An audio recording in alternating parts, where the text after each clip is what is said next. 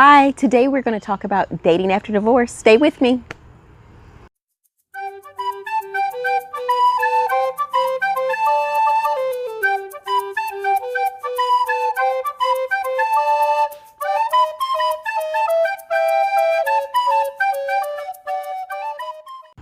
Hello, today we're talking about dating after divorce. We are here with Jatasha, and we're gonna just have a little informal discussion about dating after divorce. I'm sure she has some great tips, and we're just gonna get into it.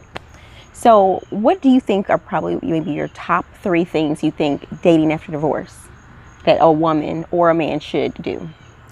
Number 1 is after divorce, taking the time to reevaluate yourself. And because most of the time we get tied up into the other person's identity, especially so we were military spouses. Yes, of course. So a lot of times we get tied up into being that person, the identity of our spouse's titles, or, even our children's identities. I'm so-and-so's from soccer practices mom, and just not really having your identity. I think number 1 is to do some self-evaluation and to get that part in order first.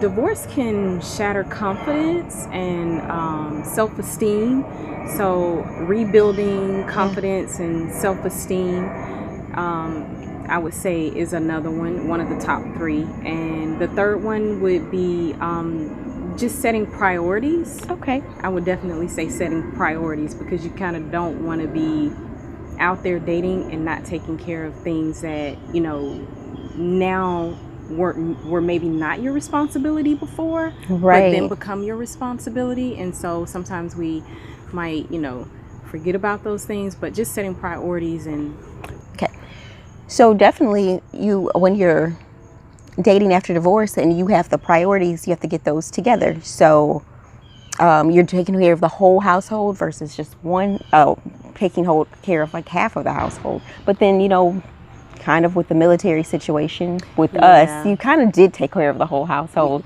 So everything usually did fall on you, but financially you did have extra income to handle everything. So kind of reevaluating what your financial outlook looks like. That's a big thing, right?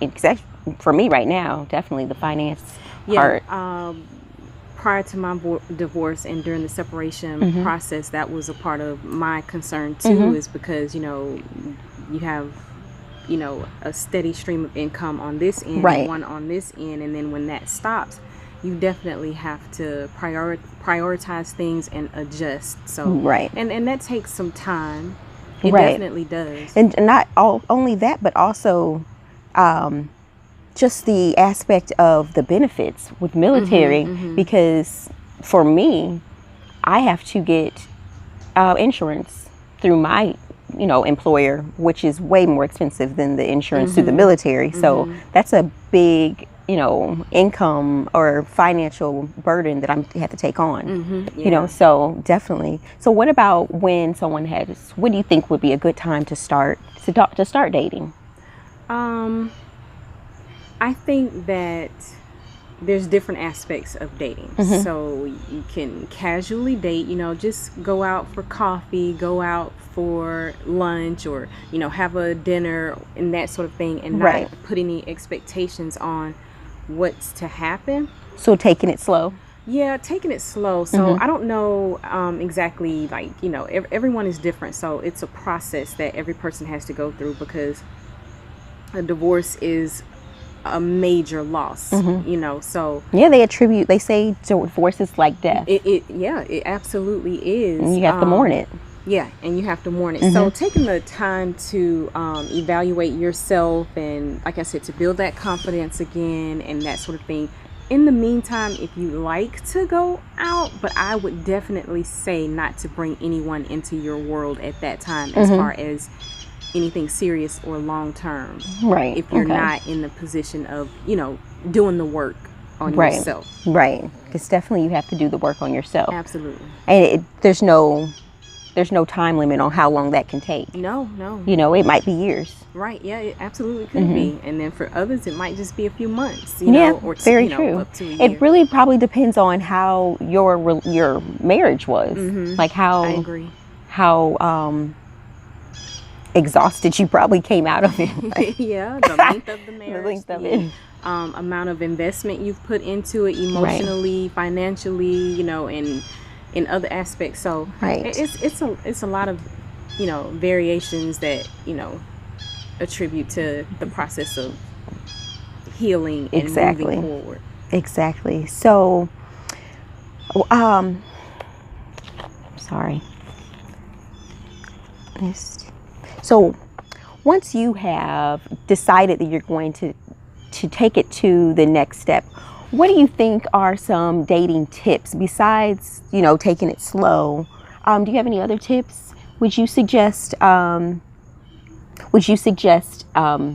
kids meeting the person early on or later? Because Steve Harvey said they need to meet the kids immediately, because if you don't, and I'm not saying immediately, like the first, if you feel, he said the first moment that you realize that you are interested in, or you like this person, then that's when the kids need to meet them. Because if the kids don't like them and you've invested 6 months or a year into a relationship and now the kids don't even like this person, it's so much harder to divest. I agree with a part of that. I don't know about necessarily right at the beginning of but I think once you all have made a decision to commit to each other, to commit to to not continue to see other people, or it's not a casual thing, once you made the decision that we're going to try and build something and make this long term, I think at that point it's appropriate for the kids to, and I think it should just be a casual situation, nothing personal, you know what I mean, like coming over for dinner and this is who you're gonna meet. I feel like that's kind of a process that you get to, but I mean like a fun day at a theme park, you know what I mean? So it's kind of there's other things to do besides just having a one-on-one conversation with this person who you've never met before. Exactly. So I think you work into those things, but as far as meeting immediately, I don't agree with that. I think that once the two grown-ups make the decision to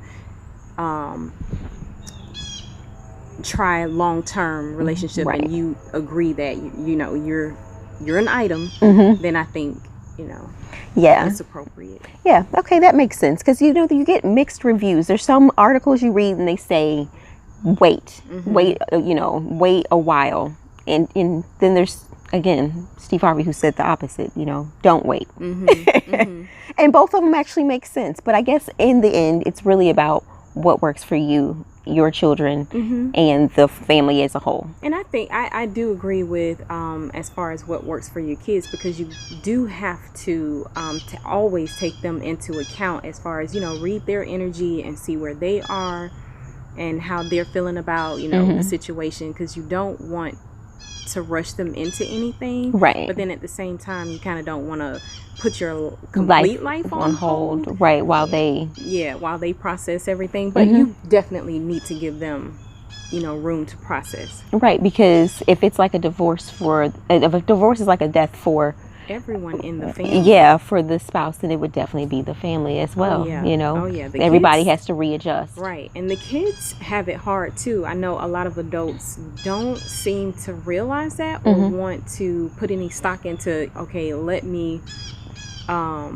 make sure that I'm aware of my children's emotions and their needs in the process of a divorce. I think a lot of parents just kind of think that, they'll be fine, but that's not necessarily true.